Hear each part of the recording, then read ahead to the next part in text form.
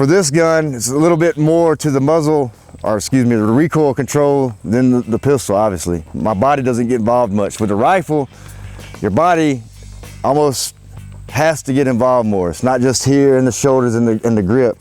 I have to lean into that thing. We do a drill when we're teaching the Green Berets because our weapons will go on full auto, right?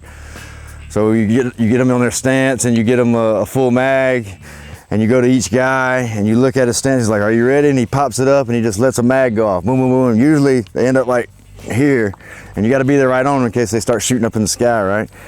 But you really got to get on it. It's just to reinforce that good, stable, functional body platform, right? So same thing with what we're gonna do is basically a string. So 3 to 5 rounds, trying to put it in the same spot, controlling that recoil, letting it come back into you, pulling that hard into the shoulder with that support hand, hard into the shoulder. John's not gonna have any problem with this. Shooting 9 mil. His arm is... No kick in a 223. What are you talking about? Well, there's no kick in a 9 mil, I'll tell you that. So we're just gonna let you try it first. So what we're gonna do is we're gonna line up on line. I want you to put, we'll do 5 right off the bat. I want 5 on the post-it note. 5 on the post-it note, and you're not going bow, bow, bow, bow, bow, bow. Not for speed, right? And I'm not gonna tell you really dictate what speed you could do because y'all have different abilities, right? But I want it controlled. I want you to try to hit the pacey, obviously. Bring the sights back on. So if it's a half-second count, like 1 and 2 and 3 and 4 and 5, that's fine. Quarter count, 1, 2, 3, 4, 5. That's about the realm that you want to be in, that half-second count to quarter count realm. Follow me? Let me add one thing. We want you to run this because we want you to see what you're doing, and then you'll see a demo and you can maybe adjust some shit. So as you're popping the gun up, don't think about, just do what you're doing and then watch how Z demos it and see where the time savings may be to get. Let's do one at a time as well. You start on one end, Mick, and I'll start on the other, so we can kind of see. Already, what do you feel like in your legs? Put 1 foot forward. How are you gonna throw a punch? So 1 foot staggered forward a little bit, same thing. You're in an athletic stance, lean into it. All right, 5 rounds on you.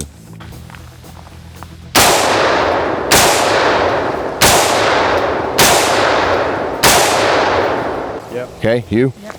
So same thing, so you'll be looking over the top of the sight. Okay. You'll be able to see the target when I'll just give you a tap and you'll just pop up, put the sight on the target zone and give me 5. Ready?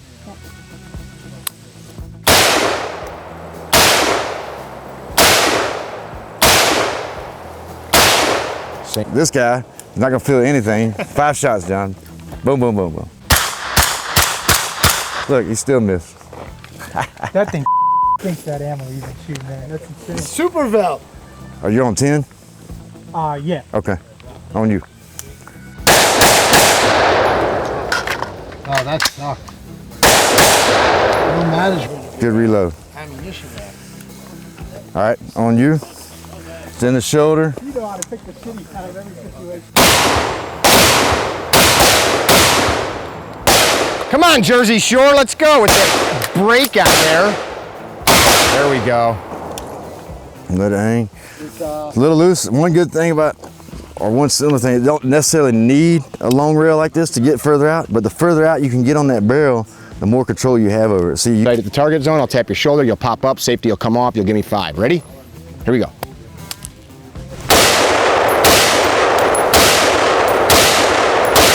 All right, so you got to adjust your point of aim.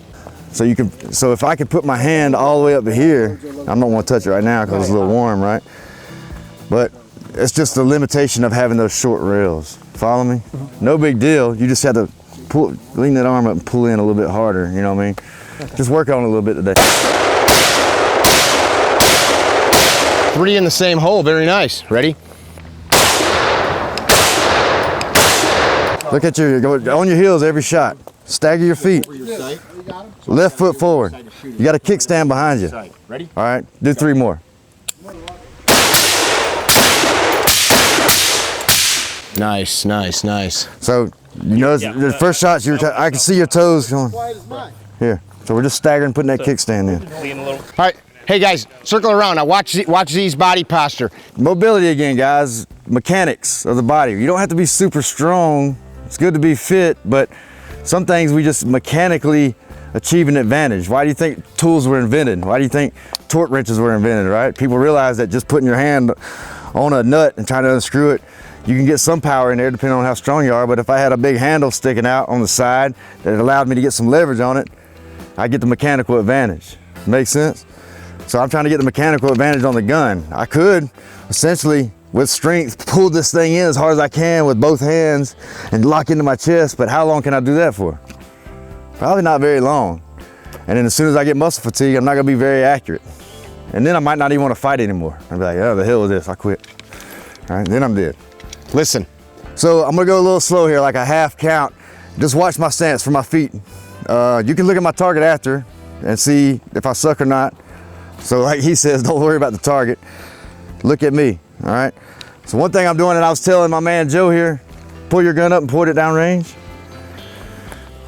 He can have a great grip right here, a great grip, but he's gonna be at a mechanical disadvantage. Why? Nothing wrong with his rifle or setup. He's not farther down the barrel. Right, he's got a lot of barrel out in front of his hand that he really can't control because there's no way to grip it. It's gonna get hot, you know, it's not safe to grip out there, right? That's the theory behind these longer rails that go out close to the end of the brake, right? So you can get your hand out there more and it's less muscle. Think about it like this.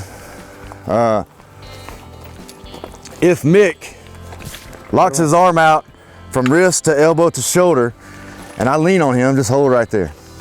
How long could you do that? Fairly long time? With you, a long time. Just having you this close proximity, I don't want it to end. Now, that's basically the idea of achieving a mechanical advantage. He's got a strong bone frame. He's letting that do the work versus muscle. Now, if he bends that arm, bend it here and hold, right?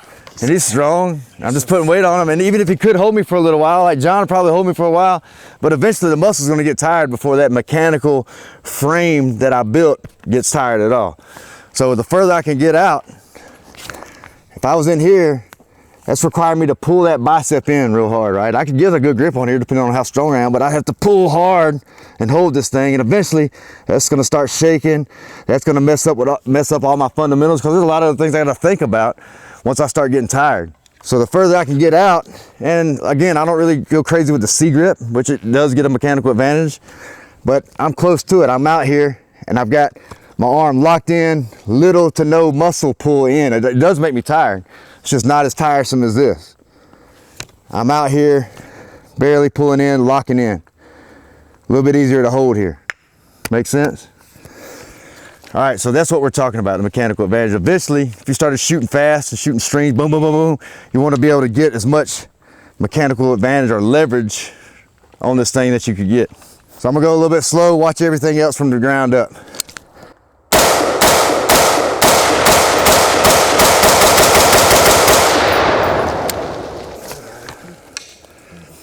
Did I move a whole lot? All right, I shot fairly fast. I went slow and my hold off wasn't right, so I had to bring it down. Do that one more time, couple shots. Hold the whole mag. I thought I had a lot. What I wanted them Got to loose on that to. one. So every one of you did this when we had you come up. Listen. And then you shot. That speed, did you see that was one fluid movement for him? And he already told you that. I didn't know what you're trying to do. Huh? I'd have done it slower. I didn't know what you were trying to get. It's all right. You did it. You did it. That's probably a second or more. Come up and find your dot and then decide to take the safety off. You've already decided to mount the gun and shoot, so it's just one continuous movement. We'll throw up 3x5 cards. You guys should be able to get a couple hits in under a second coming from that same position. Popping it up, 1, 2, 3, 1, 2, 3. The point is, I got a stable base, right? Now, I didn't hit the pink card, but you think those would be effective hits on somebody? Hell yeah. Especially at this range. And what he's getting at is that manipulation of the safety. Remember, even though I have a safety on this and I have to be aware of it, I still have a trigger finger that is my safety. No, I'm just kidding. But it's also a way to control when the gun goes off or not, right? So if I thought I was gonna shoot, I went to fire, but my finger's not on the trigger. I'm not shooting yet. Maybe I didn't, oh, okay, I'm back. So it's just kind of that pre-position before I pull that trigger. So I'm about to shoot, okay, that's a no shoot. I can go back to safe. I don't even have to touch the trigger, but I am prepared to shoot by manipulating that safety. So that's that little added step that you don't have with the pistol. Makes sense? With the pistol, it's kind of, that's why we have that index point on the pistol. I'm here, all right, I may not, okay, back to the trigger, to the wall. You even have another step going all the way to the wall if you have that time, right? With this, I've got fire. Do I want to put my finger on the trigger or not? Once I go on the trigger, can I go to the wall? So I have all those processes taking place before I make that shot, right? So think, not so useful on the range, I guess, or it's not illustrated very well on the range as far as that thought process. But if you do that smokeless range, that ammo or the laser ammo range up there, you'll see real quick, they have a couple of scenarios where guys like goes around the corner and then he pops out on you like, hey, you really got to think about that trigger finger position. If you got the rifle in there, you got to think about, all right, on fire, just because I went on fire on my buddy because he jumped out like an idiot in front of me, doesn't mean I was about to shoot him, because I still had the process of putting that finger on the trigger, pulling it to that wall, getting ready to fire. So it's just a little extra there. Make sense? All right. So he's saying manipulating that safety, get it up. If I say don't shoot, then don't shoot it. Don't put your finger on the trigger. Then I can go back to safe. It's kind of another redundancy built in. So because this weapon hangs and moves so much, I have to have a safe, because it could get caught on something easier than my pistol that's protected in this holster. So what we're gonna do next is we're gonna get on it a little bit. I want you to get in your position and we'll do about 10 shots, fast as you think you can do it, accurately, close to that pasty or that post-it. Let's do it one at a time real quick. 10 rounds, fast as you can, into that post-it from a good fighting position. I'll start on this end, Mick. All right, ready? You're gonna give me 10 into that lower pink card. Here we go. Tap rack.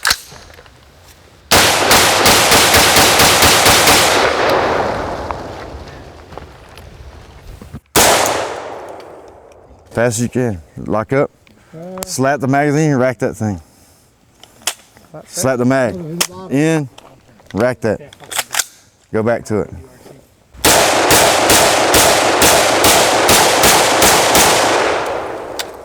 Keep shooting, aim. Don't pull the finger off the trigger. You're slapping it. All right, your finger's coming. Kill that son of a bitch 10 times. That's 9. No. No, they're light loads. They feel like they're moving too slow. I know, they're like, da. Ready, Frit. Nice. Go.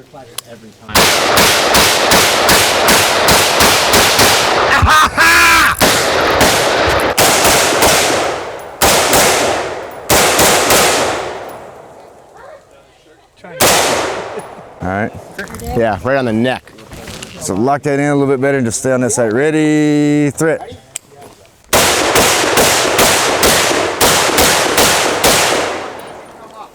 Yep. Try it once. Oh, you turn safety off? Yep. So it's one movement. Ah, damn, I got burned twice. Go.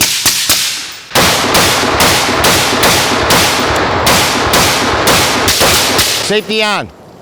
On the line. Ready? So you're gonna look over the gun? Ready, threat. Try it once. Safety. Nice. That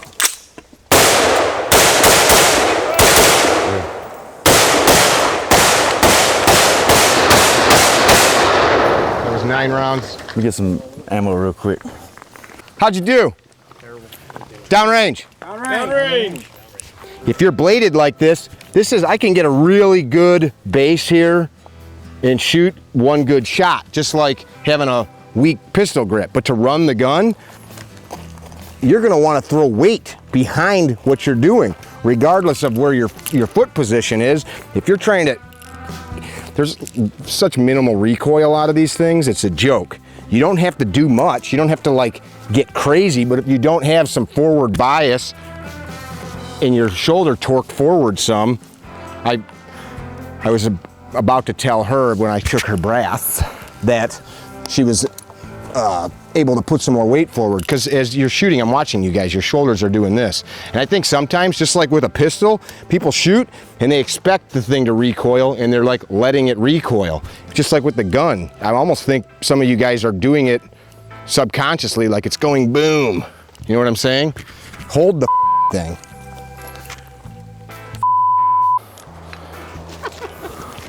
Just kidding on the last part. All right.